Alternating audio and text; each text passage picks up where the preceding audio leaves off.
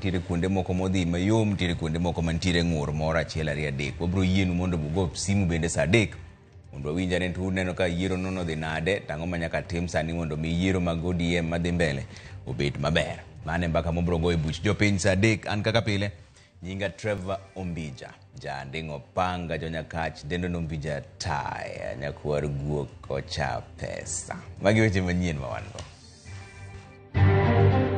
Katek wan gi power kaka jopiny. Ka gidwaro ni jogi magi ne magi hero mondo mi otimre mondo mi otiwa e party mar ODM. Wan kaka jo ODM watamore. ODM obago yiero mag kuonde chung' od bura, yiero mathoth ne otimore e yor kwe ka ng'ur kod tungni moko bendo neno. Honorable Falhada is forthwith precluded from accessing the precincts of Parliament, Parliament buildings and facilities for a period of 90 days. Speaker mar od bura Moses Wetangula okumo jo od bura moko ariyo manyorodhore ni kik ginyon alwora mar od bura kuom ndalo 90. You can be rest assured that action will be taken on those particular individuals or organizations that caused us to be in this place. Odorofa Mayande osechako sienyore Mombasa giko ne omuki ka muko mare okelo midhiero ne jogo modak machiegni.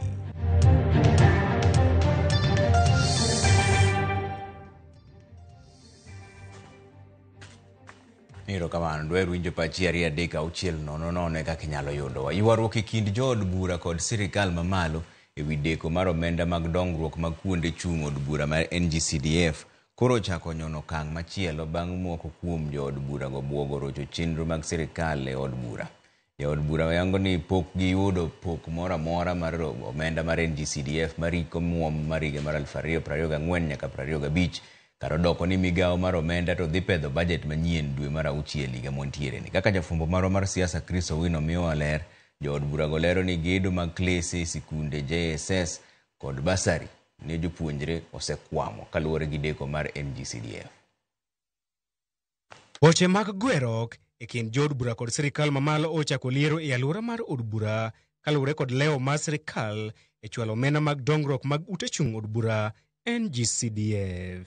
Maonge dewo chung' magi mag siasa, jo od bura oriwore kendo jiwo jatend migawo mar omenda John Mbadi mondo chwal omenda e accounts mag bengi mag ute chung' od bura magi mapiyo kaka nyalore. Sano dong dwe achiel gi nus to financial year rumo, to pesa mosechiw mag basari en around 46 million. Mama no kabisa nikech bursaries, most of the constituency kaka Kasipul bursary kende en 75 million. Koro budget maro osesot list ji okwanya chulo ne nyithindo bursary to sani koro en dwe madhi mar 4. Koro wakwayo ni sirikal otim mapiyo kapok nyithindo a school grit pesa. Kiweyo bursaries nitie budget gero schools, libraries, ng'iewo buses na kadhalika. Mago bende ginyocha gin ma financial year ni koro gikwamo. We want nothing but money, because this money is meant for children, bursary, and even those who have done business with us.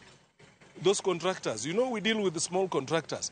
We don't want to run the pain like what the counties are doing, where you have people who have worked for the government and you cannot pay them. Sekta mar somo wachore ni ema oseyudo chandruok mapek kaluwore kod deko mar omenda mar NGCDF e kinde ma jopuonjre ma ok anyuola mochando mosebedo ka yudo kony mag basari koro kuomgi omoko erot. We have the CBC program. We need new classrooms. Most of the learners do not have adequate learning facilities, and it is affecting us. We need to construct laboratories. We need more classrooms, and the delay has really affected the CBC program in this country. Kata odoko ni odong dweche ariyo kende to sirikal lungo hiko omuom mar 2024-2025 onge omenda moro amora mag dongruok ma sirikal osechwalo ne ute chung' od bura duto 290 e pacho kae mangima. Jo od bura kata kamano opogore e paro e wi gima dikel deko makamano kamko kuom jo od bura to wacho ni sirikal mar Kenya Kwanza komiyo pek chenro mamulo japiny ma kawaida. Their cash flow is okay, but the priority is the issue of going on top of the roofs in the central Kenya, in Nairobi. That is where the budget of Kenya is being spent. It's unfortunate that the president has decided to overlook NGCDF and prioritize mobilization in different parts of the country. It's a shame. Kaluwore gi deko makamano, jood bura koro buogo mar nyono piny chenro mag sirikal e od bura mar chuno sirikal mondo chwal omenda mar NGCDF ne ute chung od bura mapiyo. You know we have a nuclear code. You know it. We have a nuclear code to unlock anything as members of parliament. You know it, my brother. Moko kuom chenro mag sirikal ma jood bura nyalo nyono piny e od bura en budget maduong' mar 2025 2026. Lweny mapek mienjo e kind od bura kod sirikal mamalo bang' jo od bura buogo rocho chenro duto mag sirikal e od bura poni migawo mar omenda okochwalo omenda mar NGCDF e ndalo machuok mabiro. Chris Owino, Ramogi TV, Parliament Buildings, Nairobi. Jaod bura ma Mathira Eric Wamumbi ma bende en achiel kuom jotelo ma Masawa masiro jatend piny William Ruto ne ochuno mondo ng'ad twak mare e kinde lamo mane ringre mosenindo en mailuongo ni Anne Wanjiru e kar chung' od bura ma Mathira. Ji mano yuore liel ne ochako goyo ne koko ka gikoni osebedo konyiso mane en jalup jatend piny Rigathi Gachagua achaya. Ng'ur ne ochakore e kinde mane jaod bura no oseyo Gachagua kuom juang'o mosenindo kata obedo ni ne ochiwore mar kampen ne Kenya Kwanza motelo ne yiero mar 2022. Johera mag Gachagua kotelnegi kod Senator ma Kirinyaga Kamau Muringo oseyo jaod bura no kuom diro weche mag achaya ne Gachagua kata obedo ni motelo jadolo mane tayo nyasi no nokwero weche mag siasa. Ne ochuno mondo Wamumbi ogol kod jorit mage kaluwore kod liet mane osemedore. Hajasaidia huyu mama. Na hiyo ndio ukweli. Rigathi Gachagua hajasaidia huyu Chalini. Na kama amesaidia akuja aseme hapa amemsaidia na nini. Sisi tuliongea, tukapeana rambirambi zetu tukakaa. Lakini sasa umbani kwamba wakati Mheshimiwa Wamumbi alipata nafasi ya kuongea, yeye akachukua hiyo nafasi kuanza kutusi watu, ndio aliambiwa sasa na umma na wakazi wa Kirinyaga kwanza akaambiwa keti chini kwa sababu hapa Kirinyaga tunakuanga na maadili. Hakuna kuja hapa kunja kutukana viongozi na kuleta siasa ambazo hazina msingi. Tumeona pia alikuwa amekuja na basi 10, sitting capacity ya watu 50. Kwa hivyo alikuwa amekuja na watu 50 kwenye mazishi. Niulize viongozi 500 kwenye mazishi. Niulize viongozi jamani, itakuwaje ya kwamba sasa hata kwenye mazishi tunakuja na msululu wa watu ili tuweze kupigiwa makofi. Chenro mag yiero jotelo mag duond bura mar ODM mane obagi kuonde chung' ute buche mopogore opogore counties ma Kaluo norumo ka thoth gwenge okobedo kod koko moramora. Kata kamano ng'ur moko kod ywaruok bende nonene moko kuom kuonde chung' ute burago. E gwenge mag Nyakach e kaunti ma Kisumo, obila ne omako rowere moko 2 ma itudo gi temo rocho yiero mane obagi kono. Kaka jafwambo mar Ali Abich miyo ler. Duond bura mar ODM ne otieko yiero kuonde chung' ute buche mopogore kane en yiero e tielo mar adek bang' yiero mane obagi e tesende mag luto ombulu kaachiel kod wards mopogore. Chenro mane otim gi kwe maonge tulo e counties ma Kaluo kata odoko ni ng'ur moko to nitie gwenge moko kaka ne tayo chenro no. E kaunti ma Homa Bay chenro no ne odhi nyime e kuonde chung' ute buche mopogore gi kwe kae kar chul bura Mandhiwa ma tulo ne omuoche e kinde mane timo yiero mag wards mopogore. Yiero ma kamano ne otagi kwe kata odoko ni nitie kuonde 2 mane tayo chenro no. E kar chul bura mar Angwe kaachiel kod mano ma Karachuonyo jotelo mane oyiero lemo mopogore ne opuo chenro no ka gisingo biro medo tego duond bura no. Kendo watimo yiero leaders wa bende ji 77 from sub county level. Mang'ama wacho ni yiero moro ni ani kia chachni moro nitie Rangwe awan gi yiero kendo wayiero peacefully wayiero gi kwe. Weche moko madhi konyo gi koni nyaka warit chama. Kendo donwa chung' motegno ne chama mang'ata ng'ata madwale chambwa kae. ODM nigi luor. Wayiero gi muolo gi ng'wono ma jo Karachuonyo kawuono yiera kaka jakom mar ODM ma Karachuonyo. Wan kaka mine wa support chama mar ODM kendo wachungi chama motegno. Omiyo agoyo erokamano ne mine ma Karachuonyo. Kendo awacho gi dwol maduong' nadhi tiyo ne mine ma Karachuonyo. Kata kamano moko kuom rowere ka chul bura mar Angwe to ne onyiso chwang' margi ewi kaka ne ota chenro no. Kama kuom rowere mag ODM ka chul bura ma Homa Bay town to ne opuoyo rowere wetegi e kaunti mangima kuom ne nyayo kwe kinde yiero no. Wan kaka jo-Rangwe wan gi wards 4. Akwayo yiero mar constituency ka jo ward delegates manoyier te ema timo yiero. Katek wan gi power kaka jo piny. Ka gidwaro ni jogi magine magihero mondo mi otiwa e party mar ODM. Wan kaka jo ODM watamore kendo wakwero wach nyokang' mager. Wadwaro ni wachung' motegno. Wadwa ni youth oyier youth, mok ni jatelo en jatelo, to en gi ng'ate moro. Wach ni en youth to en youth. To ka en mar jodongo, dhi e mainstream ilere ng'ama biro lero kodi yo. Agoero kamano ne youths manowuok kawuono te, modhi election, ma election otimore maber, maonge ng'amogo, maonge ng'amobeti, makoko kowuok.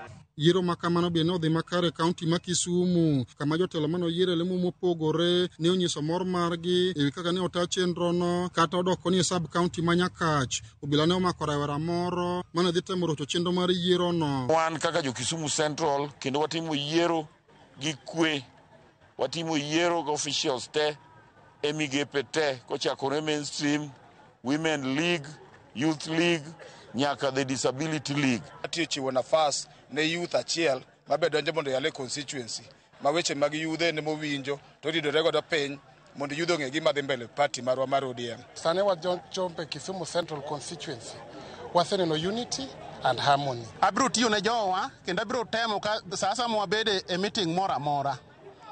Jok madhi keto mbele gin persons with disabilities. E kaunti ma Migori, yiero ma jotelo duond bura mar ODM e kuonde chung'ute buche mopogore e kaunti no ne orumo gi kwe ka jotelo mano yiero lemo mopogore ne osingo medo tego duond bura no. An gadier ni result mwagolo ni en result man gi ndhadhu kendo jopiny oyie kode. Ne jonyatike kabisa erokamano kuom yiera kendo wan kaka jonyatike wawacho ni ODM nyatike ka en ODM zone. Ma ka oseyierwa kaka oyierwa ne wadwa ni mondo wabed motegno, wabed ofisewa mondo wati ka wachomo 2027. Ka e kaunti ma Nairobi, jaod bura ma Makadara George Alado ne onyiso mor mare bang' kane oyiere Nyalodia kaka jakom ODM ma Makadara. Nataka kushukuru kwanza wajumbe wa Makongeni Ward mahali nimechaguliwa kama delegate katika polling center ya Joseph Abudo. Imekuwa unopposed, sikupigwa na mtu. Sasa nimepata kibali ya kugombea tena kiti ya chairman ya county ya Nairobi. Alia Beach, Ramogi TV. Mane mbaka mang nogo gi oduro ng'wen men jata tije ODM Sadek e buch jopiny. Speaker mar od bura mamalo Moses Wetangula okumo jo od bura ma Yala miluongo ni Falhada Iman bang' tulo muoche kinde kod ja od bura mogwel kod ODM miluongo ni Umulher Harun. Amen mapek nyotwire od bura mamalo seche mag migago gino mano chuno askeche mag od bura go mondo teggi. Mana kaka Walter Nyambaga bende lero, Speaker Wetangula bende okoni nonro dhi nyime mar yango ng'ama nyomako tipo mar jo od bura go ka rodhore od bura.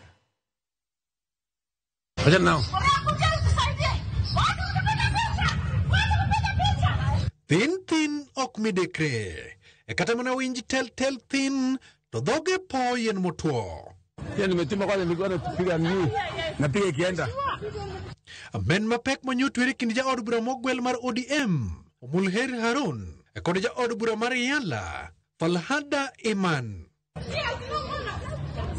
Dhao madhao, manyochuno mondo sergeant mar bunge, e kod obila donjre kindgi kangum, e winyore ka kit katunja. Kalore kod tulo no, Speaker mar od bura mamalo Moses Wetangula okumo ja od bura mar Yala, Falhada Iman, donje od bura mamalo kum tulo mar ndalo 90. Honorable Falhada is forthwith precluded from accessing the presence of Parliament, Parliament buildings and facilities for a period of 90 days, save on the day and time when she will deliver her written explanation to the Speaker. Wetangula, uchatim makoch mar jo od bura go, bende chiko Harun mondo kwang'wono. I was seeking audience with her to find the truth, not anticipating that she would throw a cup of tea at me, an incident that blindsided me. Honorable Speaker, however, at the spur of the moment, what was to be a normal conversation turned ugly. Honorable Falhada publicly attacked me, and it took the intervention of other persons to stop her. Hence the unfortunate incident yesterday afternoon. I wish to sincerely apologize to this House and the public for the incident and regret yesterday's events. Wetangula, bende gisani yudo kwet kowuok kuom jo Kenya, bang' yango ni obila timo nonro mar chiwo kum ne jal mane okawo picha mar jo od bura go, kane muochore angum ka bund teng'o kendo keto embui. The issue of recording is being investigated by parliamentary police and the sergeant at arms. I don't want to have any presumptions as to who it was. Once the report comes, you'll get communication. Let me say you've ruled very well, because if we escalate this matter, it will still go to the public. And it is our duty to protect this parliament by all means. I request, Mr. Speaker, as you have guided, that we leave this matter here, because even me, as a member of the PSC, I witnessed and I saw who recorded. And I thought, because he's an experienced member of parliament, he will not release it to protect the image of this parliament. So I think, Mr. Assist to the investigations by recording a statement at the parliament police. Timbe jo od bura gisani keto ratil kaluore kod kaka chike mag od bura dwaro, kendo gisani to speaker wacho ni timbe gigo kudowich. Honorable members, I've told you before, sitting in my chamber, I've watched some members here filming the proceedings of this house. And I did call one member and cautioned him, because the speaker then on the chair did not notice. Let's avoid this kind of unhelpful behavior. Walter Nyambaga, Ramogi TV, Nairobi. Giko ne to koro apisas mag jolweny noruombo piny ot moro ma gorofa 11 ma yande oleng'ore alwora ma Kona ma Kilifi, od bura ma Mvita, Mombasa County. Odno mane pod igero noleng'ore bang' ka dier ode osianyore juma achiel mosekalo. Ne otege kod miruti manomuoch moruombe piny maonge masira moro amora, kata obedo ni yiengni mare to nobwogo alworano. Joja oko nigi ler mar wachni.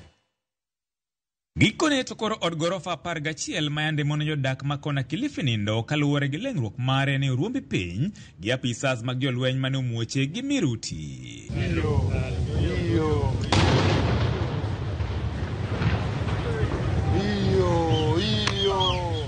En chenro mane ochak chane thuolo mar juma achiel mosekalo nyaka ne dier odno sienyre maleng'ore nyakochiel, gino mane oketo apisas mag piny owacho kaachiel kod mago mag kaunti tesre to chutho mago makedo gi masiche ma apoya. Pahali ambapo kwamba nyumba ilikuwa imeanguka hapo hapo. We have seen that the damage is the windows in the nearby houses. For those who listen to advice waache madirisha yao wazi. We are also seeing that hakuna damage iliyotokea. Nyumba hizo zote hazina shida yoyote.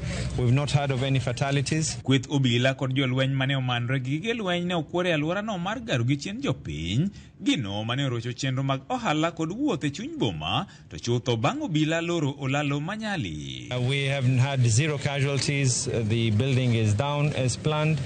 We had 17 ambulances. We had hospitals ready. For now tupeni nafasi tu ya muda takriban saa moja, ikizidi sana masaa mawili, everyone will go back to their houses. It is protocol, lazima waangalie na wa-assess situation ya kwa kila kitu kiko safe and sound.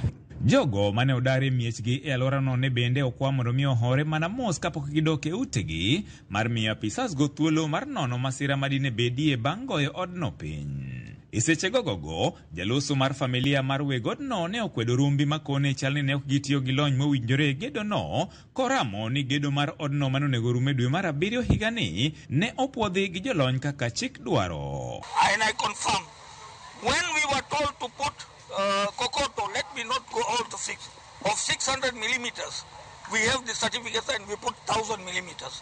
When we were told to put Y20, we have put Y25. When we were told to put Y30, we have put Y35. Now, we had already applied for 6 floors. You are right. But at the ground floor level only when we are doing basement and we have the certificate to confirm. There's nothing we are hiding. We got an approval for 4 more floors, which is there. So there should be no speculations. There is nothing ill will. Hakuna kitu tumefanya kinyume. Tuko na kila kitu. So in case anybody wants this thing, we can make a file and we can produce it.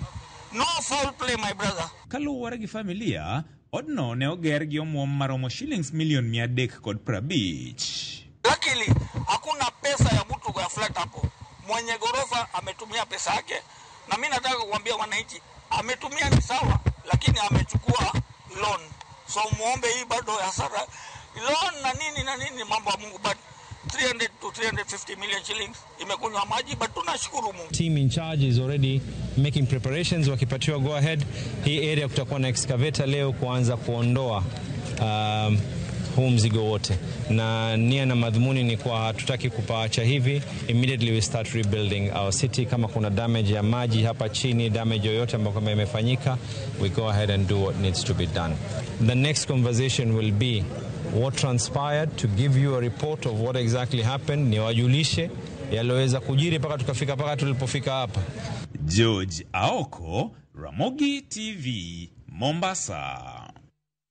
Hai, wadhi yumoro machuku dogo bang daka matinta ni ukuse urote maru aria deka uchiel nono Ramogi TV ber ma Evans Oyuga wasonga Wood Konge asembo mkaendi amake gi Mrs. Rosemary Oyuga kod Morris Ajuanga kuja buaja kod James Oduge Wood Game Malunga. Nero kawana enya nuka machielo benintire ka Ramogi TV maindi Barak Ndama Wood Wathonger kadem ageno ni riyo maber Ruoth Nyasaye mondo oduogi okonywa yawa nikech awuoro piny. Mosna baba na Joseph Ndama Nyamita gi akwayo ne quick recovery. Ero kamana ahinya chaka neno machielo kendo kaendi Trevor ma Ogwena Elias aneni achiel kachiel kan paundege kadem kaendi takwayo jo siasa ni giyie gitine jo piny kendo giwere gi siasa mar lweny higa mar 2027 pod bor matin to dongruok ber moloyo dondruok. Ero kamana ahinya Makamu waneno kwa chani PS kesho tunatoa Ken Nyagudi from airport to home. Friday wanamzika, then Saturday tunaenda kuzika Oduor bodyguard Maraila. Bwana makamu kai ndio wache dhuluo Kiswahili miwacho mang'eny lakini angini wasigizio piny bosi winjo gi miwacho. Ero kamana ahinya wadugo bang daka matin.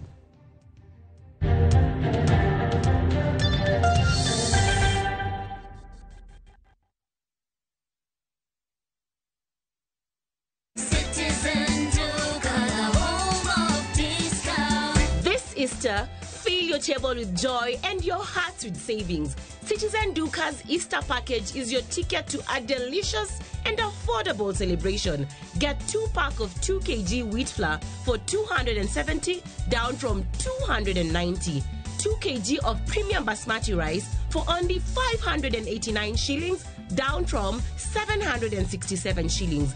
1 liter of cooking oil at 299 shillings down from 350 shillings, and 2 kg of sugar for just 289 shillings. This is a total of 1,447 shillings, meaning you will be saving 259 shillings. It's easy. Dial *487*5#. Select your package, make your payment, and pick your package at any Quickmart supermarket near you. Citizen Duka, the home of discount.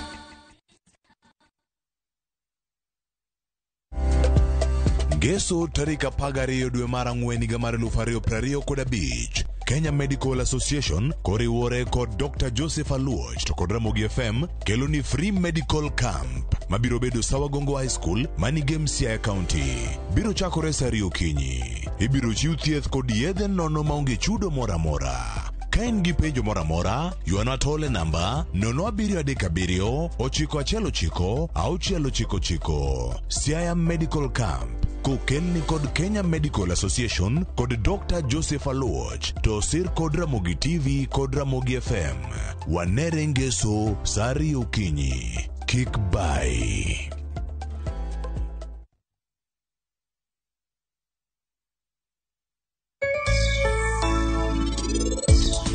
Nitiere gima wakete iye ka madum mang'we ng'ar ni kute ma interfere kod olemo mar avocado. To winjo tik gini to chune ni nyako donje i container ni. Koro kodogo wuog oko makata ka sechegi abiro golo moko ubro neno mose mako mose.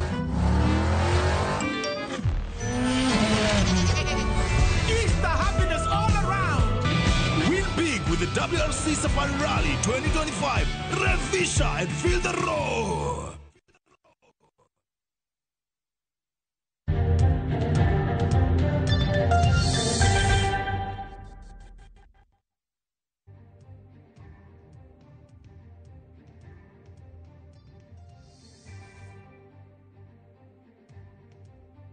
Erokamano kuom kit Ramogi TV kaendi. Jood bura koro golo milome ni thoth mbalariany mag sirikal ochomo podho kaluwore kod yo marach matend tat somono tiyo kodgi matiyo omenda yo marach mar sirikal. Komiti mar od bura manodadho moko kuom jotend mbalariany kamoting'o ma Embu kod Technical University of Kenya yango ni thoth jotelogo tiyo arietha kod omenda mag sirikal nyaka chenro ma ok opuodhi. Simpros Okinda nigi ler mar wachni.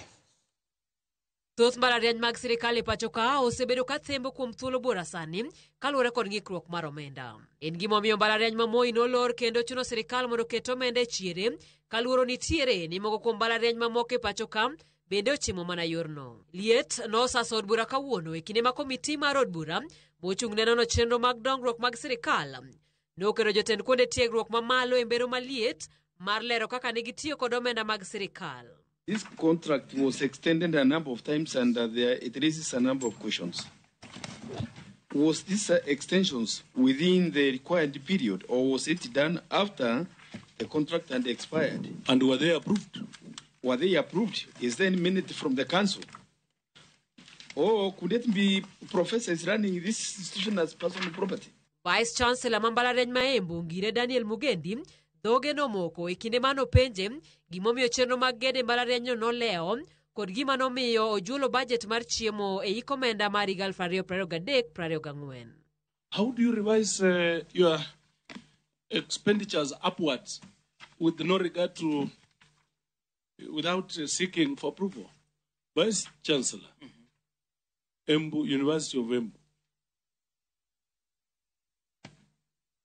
And you see, if we cannot tame this behavior, it is dangerous. That the Vice Chancellor decides how much to spend and how much not to spend. Kocho petela paga chiel nochuno komiti mondo chiw kum mar chulo omenda moyo milion 3 ne jatend mbalariany no kuom rem duoko penjogo kaka owinjore. 3.844917 payable in 6 months. And not from the university.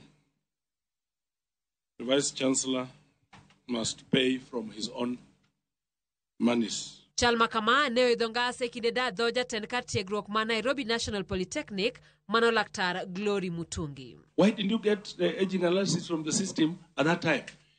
Your finance officer is telling us he complained he had to call those people.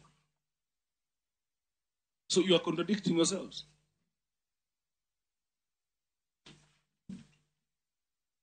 Madam Principal. Yeah, you heard what your finance officer is saying. Yeah. Please talk. Yes, he has corrected by saying that the system still gave what was required. So he was lying. Piny norwenyo Glory gima nomiyo neno malich ka gima ok owinj kata dhok mipenje godo kaka omenda notie tat somono. Did you understand the question? Yes, I understood. Please proceed and answer. Chair, what I would say is that the difference in the statement of changes the net answer of the... Sorry? Jakom mar komiti no koro nyiso luoro ni thoth mbalariany tiyo arietha kod omenda mag sirikal gima kidek podho thothgi kogolo siem ne jotend mbalariany go ni biro kawnegi okang' mager mar chik. Universities, most of them are going down. And I think as a National Assembly, we are trying our best to ensure that we avoid a scenario like the Moi University scenario, where now even students go up to 8 years without graduating, which is a very unfair thing to happen. We are monitoring TUK very closely. We really have a lot of problems in the TUK, where some of these institutions cannot even pay cannot abide by the statutory requirements. The retirees' money, pension, and all that. Mbalariany ma Masai Mara bende sani kalo achiedh nade mathoth ka od bura singo mar nono chal mare machiegni ni mondo rese kapok opodho. Simfros Okinda, Ramogi TV. Jatend migawo mar arita Kipchumba Murkomen okoni sirikal chano keto omenda e ikomenda manyien mar konyo tieko nonro ewi nek manotimore Bungu ma Shakahola. Murkomen manolimo kaunti ma Kilifi okwayo familia mag ji manowito wedegi Shakahola mondo wuog oko kendo chiw nyenyo mag DNA mondo konya yango ringre joma ne otho manyaka sani pok oyangi. Okoni poni ringre jomoko ok oyangi tinyalo bi gi Shakahola kaka kar rapar mar nek mar oganda mane owito ngimagi kaluwore kod puonj mobam mag din. So we are putting a lot of effort, but maybe in the next financial year we need to have a particular budget for closing Shakahola.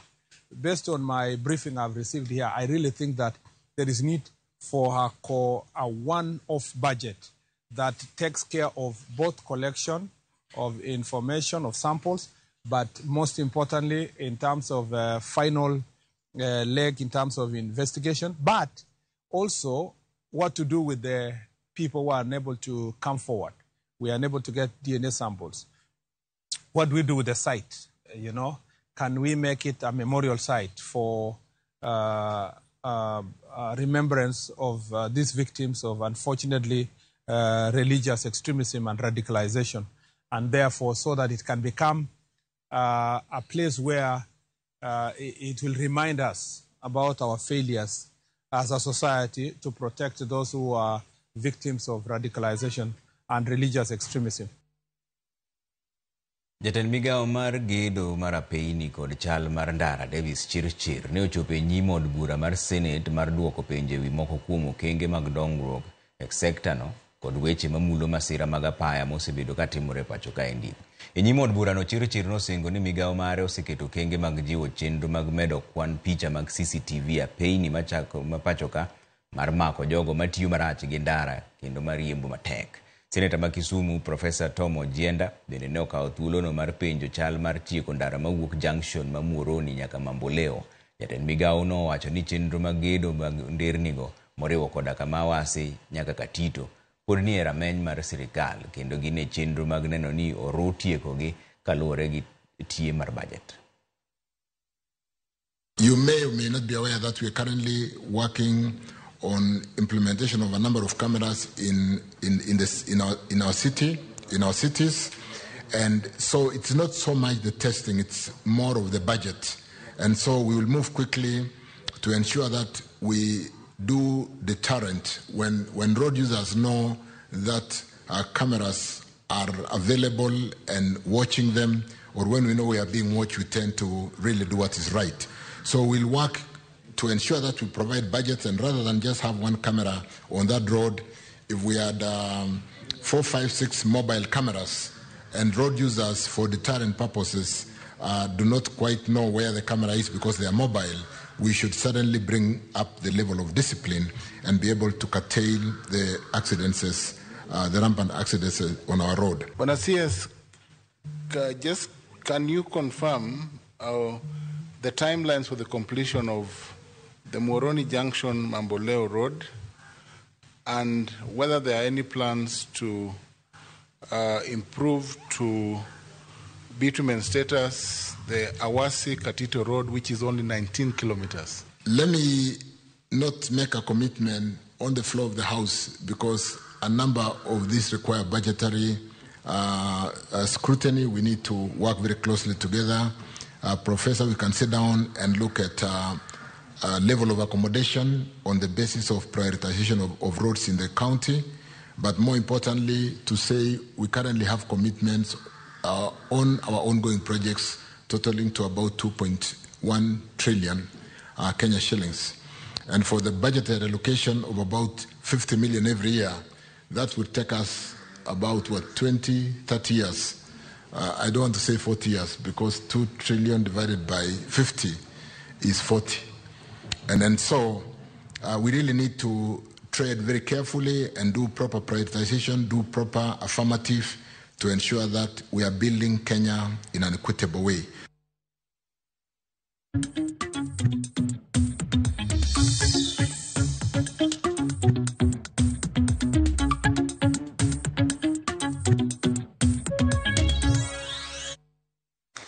Bengi maduong miluongo ni Central Bank of Kenya olando ni gi sani ginono nyinyo ma bengi mapacho kaendi juogo kuom chiwo hola kendo neno ni nyinyo go kod duok piny kaluwore gi rang'iny ma oketi mar CBK.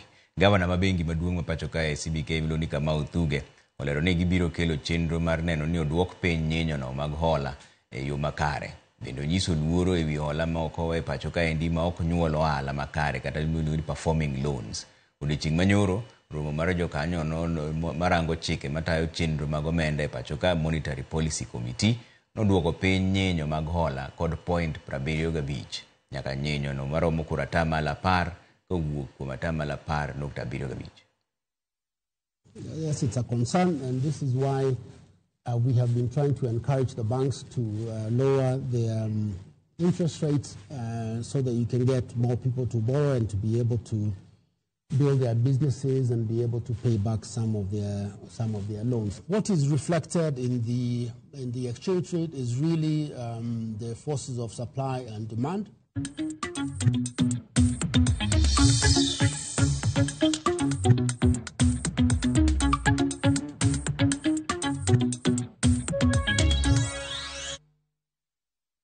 Bas wadhi yo moro machuok duogo donje weche mag tuke kik dhi mabor ahinya.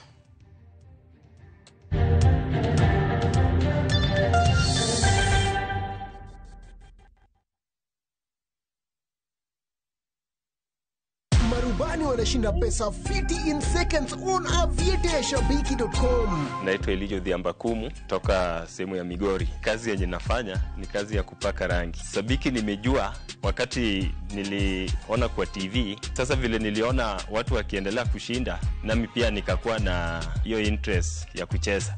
Sijai shinda pesa kubwa kama hii. Hii pesa kidogo nitafanyia biashara na kidogo naweza fanyia kazi ya kulima, kwa sababu kule nyumbani sana sana tunafanya kazi ya kilimo. Mtu asikufe moyo, acheze tu, labda kesho itakuwa yeye. Win millions in seconds. Cheza Aviator on Shabiki.com. Not for persons under the age of 18.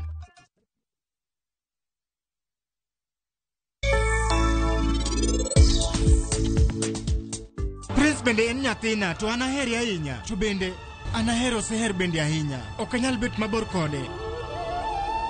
Ji ariyo gitemo wuondowa kae. Dawe, anasiemi wuoyi, weri ane kode. Koro iwayo ite malit kamano nikech wabedo jolo. Idwa wacho ni ikaw magawa ni te nikech wan ji ariyo. Erokamano. Kiwacho adier, anahero kakitemo miyo kenywa ni hera. Erokamano. Seher, ing'eni in ka in e ngimana.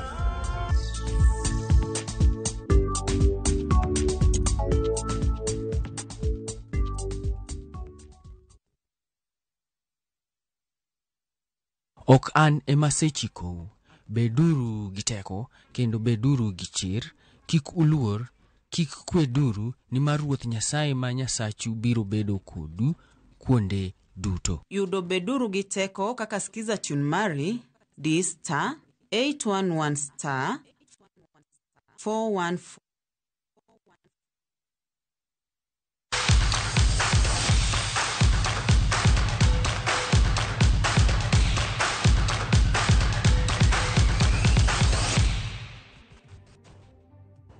Erokamano kuom Ramogi TV kaendi. Ni maromo jong'wech 53 ma Kenya oseyier mar dhi temruok motelo ne piem mag laro osimbo mar piny ngima mabiro timore China.